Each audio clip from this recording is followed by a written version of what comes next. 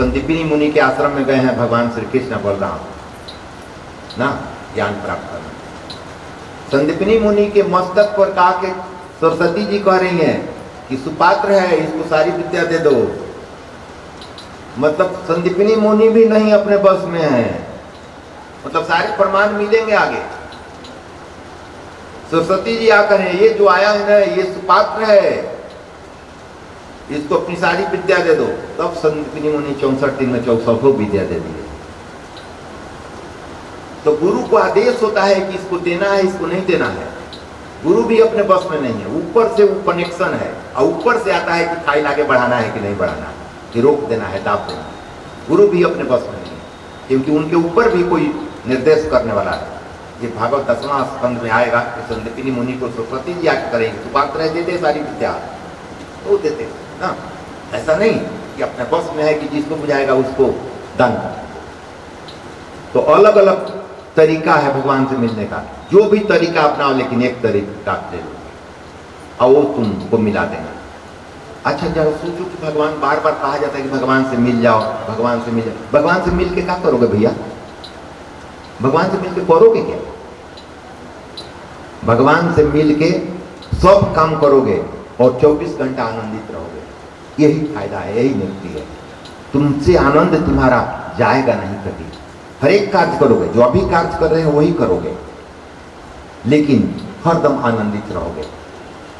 जैसे मैं बताया था ना कि बनिया के पास बहुत सामान अगर 5-10 हज़ार के लोग तो एगो चूस मुफ्त में दे देता है, तो ये बहुत सामान लिया है मुफ्त में एगो दे देता है। उसी तरह ये सारी चीज़ें ब्रह्म से मिलोगे ना तो सब मुफ्त में आओ, सब मिल जाएगा। उनसे मिलोगे तो सब मुफ्त में मिल जाएगा। हाँ, जो नहीं देने वाला है वो भी दे देगा।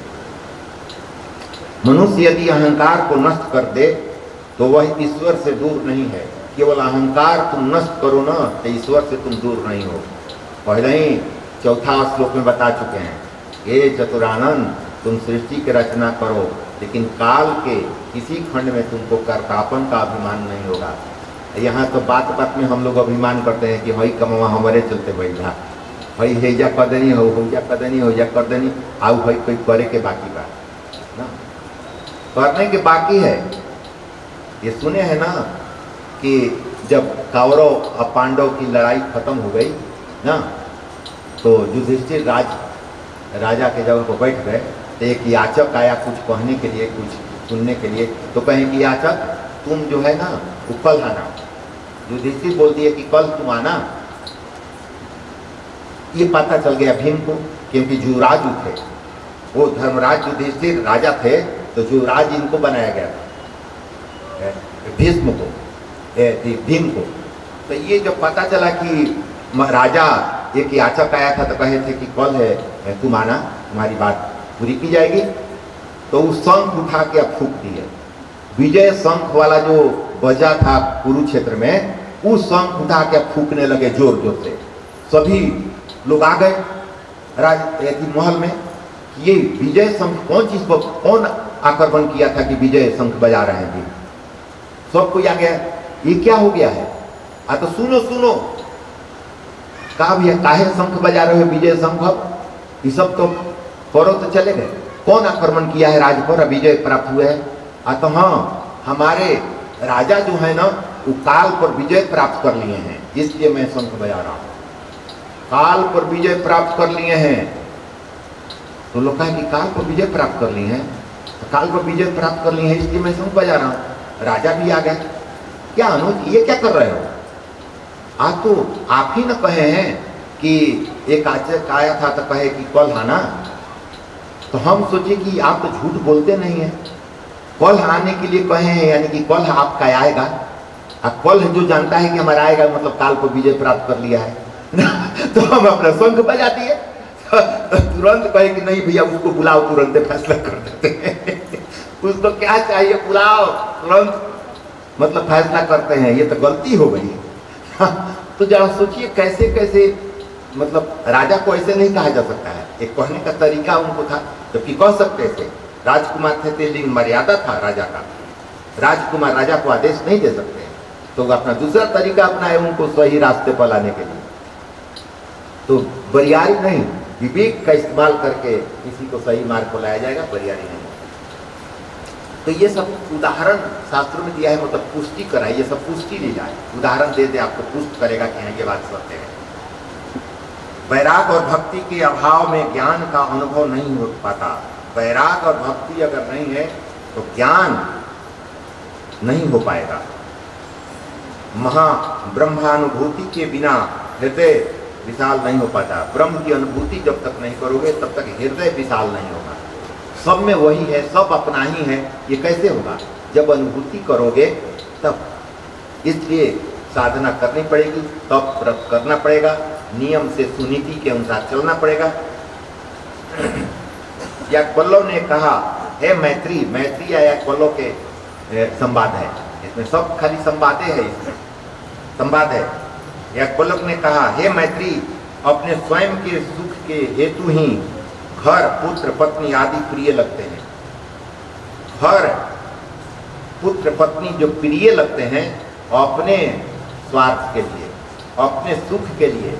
ये लोग रहेंगे तो हमको सुख मिलेगा, खाना बना के मिल जाएगा, हमारा मनोरंजन कर देंगे, हमारा सारी सामग्री सही रहेगी। तो याज्ञवल्क्य जी मैत्री जी से कह रहे हैं, मैत्री जी से कह रहे हैं कि हे मैत्री, मैत्री जानते हो उनकी पत्नी का नाम है, उनकी ना 2 पत्नियां थी ना। तो याज्ञवल्क्य जी की 2 पत्नियां थी। इसकी कहानी ऐसी है कि जब इनको सोचे कि अब हमको भी बैराग, जैसे पद्म ऋषि बाद में कपिल जी का जन्म हुआ तो बैराग संन्यास ले दिए थे, तो ऐसे ये भी कह रहे हैं मैत्री के, और एक उनकी पत्नी की क्या नाम था, आगे हो गई। तो बुला के कहते हैं कि अरे मैत्री, ऐसा करो कि कल्याणी, एक कल्याणी है मैत्री, दोनों बुलाए।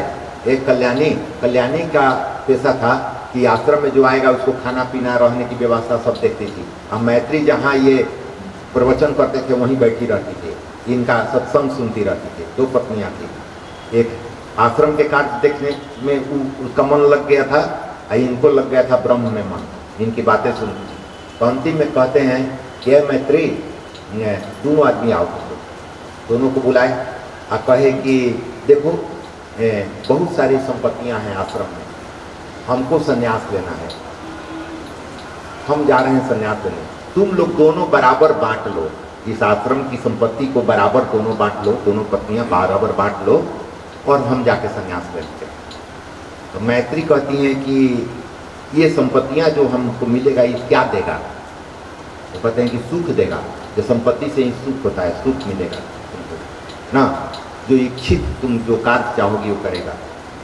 तो कहते हैं इच्छित कार्य से क्या फायदा होगा? इच्छित कार्य करोगे तो पुण्य मिलेगा, लोगों की सेवा करेंगे तो पुण्य से क्या होगा स्वामी? तो पुण्य से स्वर्ग मिलेगा। तो स्वर्ग से क्या होगा स्वामी? तो स्वर्ग से जो पुण्य खत्म हो जाएगा तो फिर मनुष्य बन जाओगे। तो कहते हैं ब्रह्म के आप के अनुसार चलें, अगर ब्रह्म को अगर हम प्राप्त करें तो क्या होगा? तो ब्रह्म को प्राप्त करोगी तो ब्रह्म में मिल जाओगी। तो कहेगी तो हमको ये संपत्ति नहीं चाहिए, हमको वही चाहिए, हम आप ही के साथ रहेंगे, आपके ज्ञान को हम मतलब। तो वही संवाद है मैत्री के याज्ञवल्क्य जी का, ये संवाद है। कह रहे हैं याज्ञवल्क्य मैत्री, अपने स्वयं के सुख के हेतु ही, अपने स्वयं के सुख के हेतु ही घर, पुत्र, पत्नी आदि प्रिय लगते हैं। हमको जो प्रिय लग रहे हैं, अपना घर, पुत्र और पत्नी, अपने सुख के कारण, मतलब हम सुख है हमको मिलेगा, ये लोग रहेगा तो प्रिय लगते हैं। वैसे तो प्रिय मात्र आत्मा ही है, वैसे तो देखा जाए तो प्रिय जो है वो आत्मा ही है, आत्मा के अलावे हमारा प्रिय कोई नहीं है। संसारिक विषयों के प्रति प्रेम होना आसक्ति है। संसारिक कोई विषय है उसके साथ अगर प्रेम हो तो समझो कि आसक्ति है, अनासक्त तुम नहीं हो, आसक्ति है। आसक्ति जो है ये बंधन है। ये भागवत शास्त्र बंधन खोलता है, बंधन मुक्त करता है। आसक्ति है, भगवान के प्रति प्रेम होना भक्ति है। भगवान के प्रति अगर प्रेम है तो भक्ति है, संसारिक वस्तुओं के प्रति प्रेम है तो आसक्ति है। इसका अंतर समझो। संसार पर प्रीति प्रीति होने पर भक्ति नहीं हो सकती। अगर संसार से तुम प्रीति कर रहे हो, प्रेम कर रहे हो, संसार की वस्तुओं से प्रेम कर रहे हो, तो भक्ति नहीं हो सकती। अब भक्ति नहीं होगी तो ज्ञान नहीं आएगा। तो भक्ति और वैराग्य के बगैर ज्ञान नहीं आता। मानव शरीर की प्राप्ति भोग के लिए नहीं हुई है। मानव शरीर की उत्पत्ति जो हुई है, प्राप्ति जो हो गई है, भोग के उपभोग के लिए नहीं हुई है, अपितु इसकी प्राप्ति तो भागवत भजन के द्वारा प्रभु प्राप्ति के लिए हुई है। मानव देह की उत्पत्ति भोग के लिए नहीं हुई है। मानव देह की उत्पत्ति ब्रह्म की प्राप्ति के लिए हुई है। लक्ष्य तुम्हारा वो हो और दैनिक क्रियाक्रम भी करते रहें, ताकि सारे शरीर धर्म एक है। शरीर धर्म है, उस धर्म का पालन करके शरीर को निरोग रखो, स्वस्थ रखो, तभी तो तू अच्छा कार्य कर पाओगे। तो ब्रह्म की प्राप्ति के लिए यह साधन है। तो ब्रह्म की प्राप्ति शरीर से होगा, तो शरीर को अच्छे रखो, विचारों को सुनीति के अनुसार चलो, सुरुचि के अनुसार नहीं। जो इच्छा करेगा वो नहीं, जो नीति कहती है वो करेगा। तो तुम घर में रहकर भी भक्ति कर सकते हो, आनंद को प्राप्त कर सकते हो। अनित्य से नित्य वस्तु की प्राप्ति करनी है। अनित्य से नित्य वस्तु कितना बड़ा रहस्य है। अनित्य है, ये शरीर जाने वाला है। जाने वाले से नहीं जाने वाले की प्राप्ति करनी है, कितना बड़ा रहस्य। ये शरीर नष्ट होने वाला है। ये शरीर कभी न कभी ये सड़े गलेगा, इसको गाड़ा और जलाया जाएगा। और इस शरीर से ही जो आत्मा है अंदर, जो नित्य है, वो शरीर के सड़ने गलने को निकल जाएगा। जो नित्य है उसकी प्राप्ति करनी है अनित्य से। यानी कि शरीर अनित्य है, ये नष्ट होने वाला है। इस अनित्य शरीर से नित्य मतलब सत्य की प्राप्ति करें कि आत्मा की का साक्षात्कार करना। मैत्रेय या गोलक जी का संवाद है। अनित्य से नित्य वस्तु की प्राप्ति करनी है, अतः मानव देह की भी बड़ी भारी महिमा है। शास्त्री कह रहा है कि मानव देह जो है, मानव का जो शरीर है, इसकी बड़ी महिमा है, क्योंकि शरीर से ही, शरीर के अंदर नित्य जो विद्यमान रहने वाला है, कभी नष्ट नहीं वाला है वो आत्मा, उसका साक्षात्कार कर सकोगे, उसके अधीन जा सकते हो। ये नित्य जो है, अगर उसके पास एक बार चले गए, कब गुरु कृपा से तुम अपने प्रयास से जैसे भी हो, अगर एक बार चले गए तो फिर वहां से निकलने की इच्छा नहीं होगी। कल बताया गया ना कि प्रभु का चरण ही है कि आ सकते हो। गुफा वाला बताया था ना, कौन ऐसा गुफा है कि प्रवेश किया जा सकता है लेकिन निकला नहीं जा सकता। तो बताया गया कि प्रभु का चरण है, वहां प्रवेश कर सकते हो, तो वहां से निकलने का मार्ग नहीं। तुम निकलने की इच्छा भी व्यक्त नहीं करोगे कि हम निकल जाते।